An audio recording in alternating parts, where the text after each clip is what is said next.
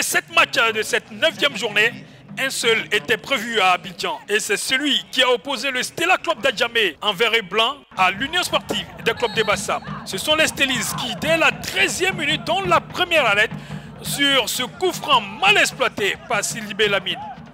Le Stella encore avec Diabaté Samba, le centre, la reprise de Diomande Aboubakar passe au-dessus. Réaction bassamoise avec Bango Kofi, la frappe tranquille pour Doumbia Seydou. Les verts et blancs reviennent à la charge avec ce ballon et la faute du portier bassamois sur Diabaté Samba. Penalty indique Kambou Tamba, l'arbitre de la rencontre. À l'exécution, caissier Franck Yannick voit son tir mis en corner par l'Épris Mélagne.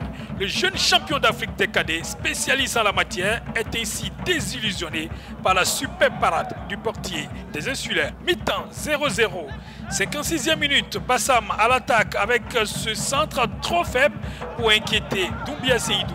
Bassam encore, le shoot de Jean-Christian Pativo est stoppé par Doumbia Seydou. 81e minute, ce sont les Bassamois qui chargent à nouveau avec cette ouverture en direction du Nigérian Uche Okpara. La frappe n'est pas cadrée.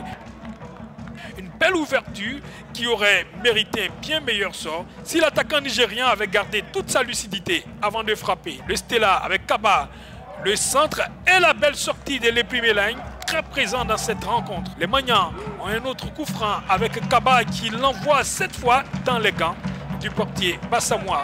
Dans le temps additionnel, les Insulaires ont une balle de l'ouverture du score dans les pieds de Jean-Christian Pativo. La frappe est trop écrasée et n'inquiète pas Doumbia Seydou. Réaction Stellis avec Kessier Franck, le shoot dans les bras de l'Épris. Réplique immédiate des Bassamois avec Raimi Abouboulaye, le centre, le mauvais renvoi et la reprise de Kamara Oumar qui passe à côté. Une autre balle de but. Vendangé par les poulains de Mongueïgueï. Score final 0-0 entre Stellis et Insulaires venus des Bassam. C'est la finition devant les buts. Chaque fois on donne le meilleur de nous-mêmes. On a du mal à finir devant les buts. C'est ça qui manque. C'est ça qui nous reste à travailler. Et c'est tout. C'est un coup de pied arrêté, donc de toute façon c'est une chance. Le gardien a la chance d'arrêter, moi aussi j'ai la chance de mettre le ballon au fond. Mais malheureusement je l'ai loupé, donc ça arrive. Il nous reste à travailler encore. Il nous reste à travailler véritablement devant les buts. Et à donner toujours le meilleur de nous-mêmes. Et je pense qu'on va arriver. À la gare, j'étais bien payé. Parce que nous avons tout donné.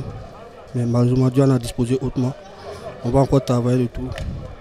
Jusqu'à le retour des congés, 2 semaines, on va encore bosser devant les buts pour pouvoir mieux donner.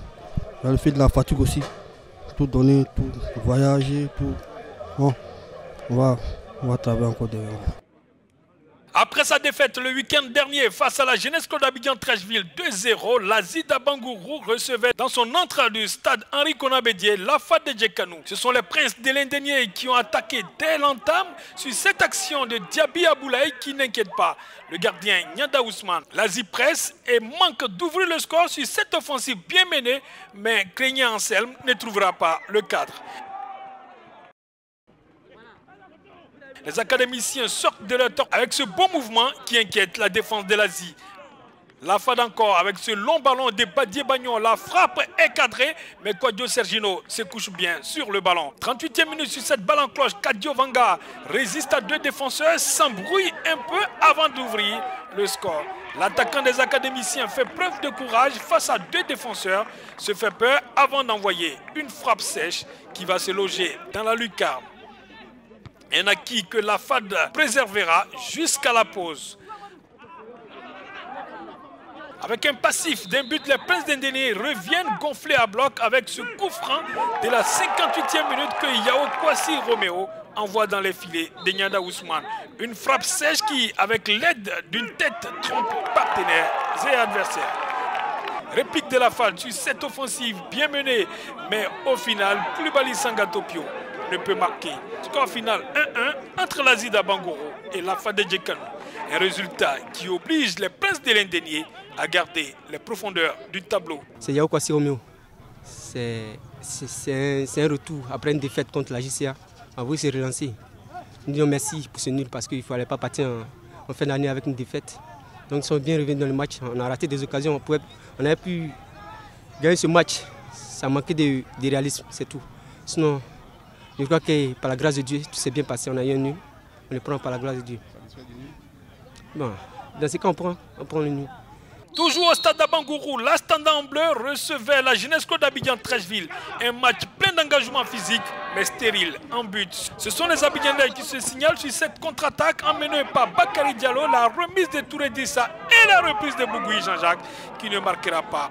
Réaction immédiate de l'Astanda avec Baïré Aboudel qui trouve Seoulou Franck dont la frappe cadrée est stoppée par Doté Jacob. Une belle offensive que ne peut conclure Franck Seoulou.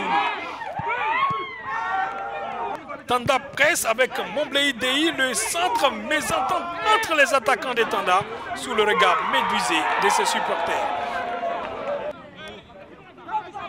L'Astanda presse encore le centre sans danger pour le portier abidjanais qui va d'un coup de tête sur Seoulou Franck, ce qui lui vaut le carton rouge synonyme d'expulsion. Seoulou Franck souffre et le portier Doté Jacob prend la direction des vestiaires. Les jaunes et bleus reviennent à la charge avec ce ballon de Seoulou Franck pour Mombleï Dei, le centre et le superbe arrêt de Ouattara Abdoul Karim.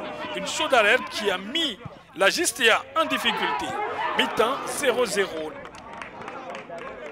La seconde période se résume en ce coup franc de la 75e minute en forme de corner bien envoyé par Kofi Marcelin au premier poteau et repoussé par le portier de la JCA.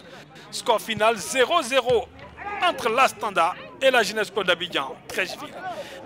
Dans les autres oppositions, à Boaké, l'As d'Enguélé d'Odiéné a été battu 0-2 par l'ASEC Mimosa.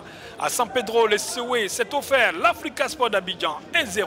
À Yamoussoukro, c'est le club Omnisport de Boisflé qui a créé la surprise en battant la Société Omnisport des Armées 0-1. Une victoire qui permet aux Buffles de la Maraoué d'obtenir les 3 premiers points de la saison. Et enfin, à Boaké, c'est le COK qui a battu le Sporting Club de Gagnoa 2-1.